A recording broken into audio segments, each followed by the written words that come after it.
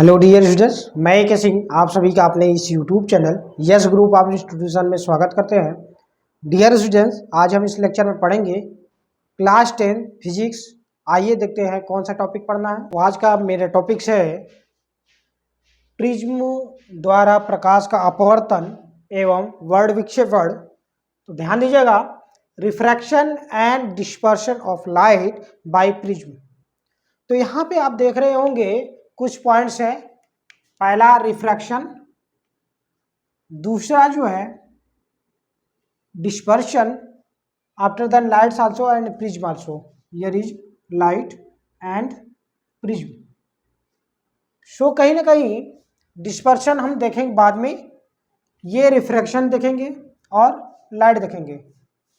तो सबसे पहले हम देखते हैं लाइट देखते हैं। तो लाइट क्या होता है, तो ध्यान दीजिएगा, लाइट एक ऐसा माध्यम जिसकी हेल्प से यानी जिसकी सहायता से हम किसी वस्तु को देख सकते हैं, उसे हम क्या कहते हैं, प्रकाश कहते हैं। यानी प्रकाश वह माध्यम है जिससे हमें कोई वस्तु दिखाई देता है। छोटा डिफिनीशन है। अब देखते हैं, यानी लाइट हमारा क्लियर हो गया। यानी पहला पॉइंट हमने देखा लाइट, यानी एक ऐसा स्रोत जिसकी सहायता से हम किसी ऑब्जेक्ट्स को देख सकते हैं, उसे हम क्या कहते हैं, प्रकाश कहते हैं। नेक्स्ट पॉइंट जो आता है हमारा रिफ्रैक्शन आता है।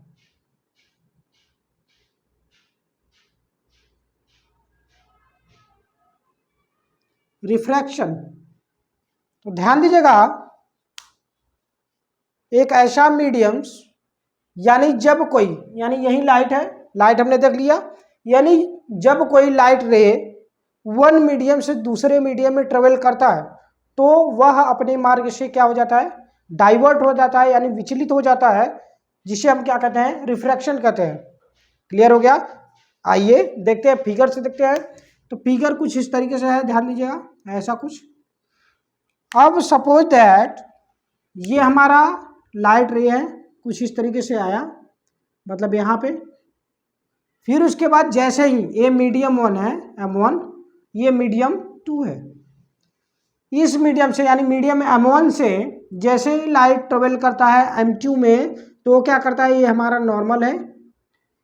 इस नॉर्मल से अब या तो दूर चला जाएगा या तो पास आ जाएगा, समझिएगा, कुछ इस तरीके से। अब वो डिपेंड करता है कि मीडियम हमारा क्या है, यानी मीडियम रेयरर है या डेंसर है। यानी अगर मीडियम M2 अगर क्या हो, सघन हो,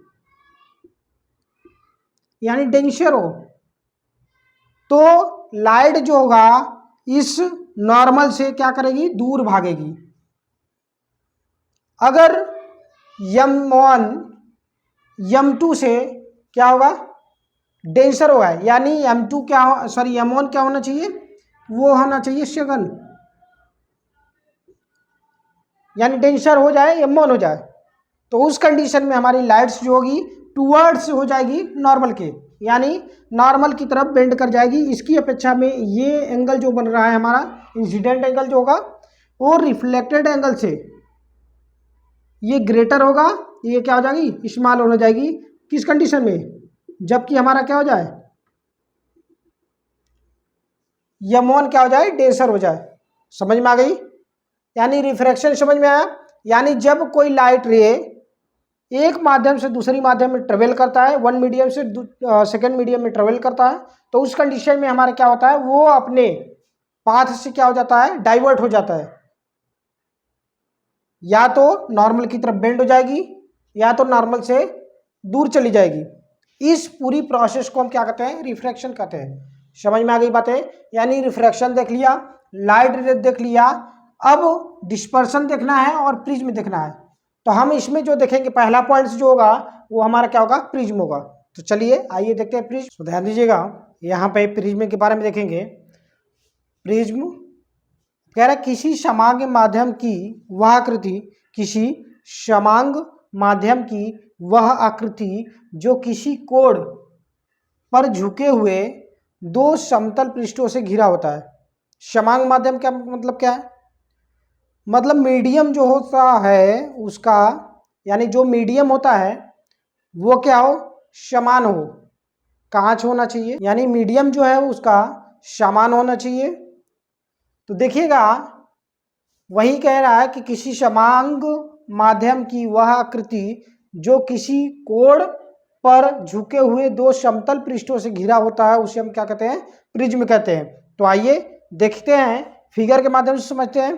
तो देखिएगा अपवर्तक कोण की बातें करें, यानी कि नहीं दो प्लेन, यानी इस प्लेन, यानी ये जो झुका हुआ है और प्लस में ये वाला प्लेन के बीच का जो एंगल होता है अपवर्तन कोण होता है।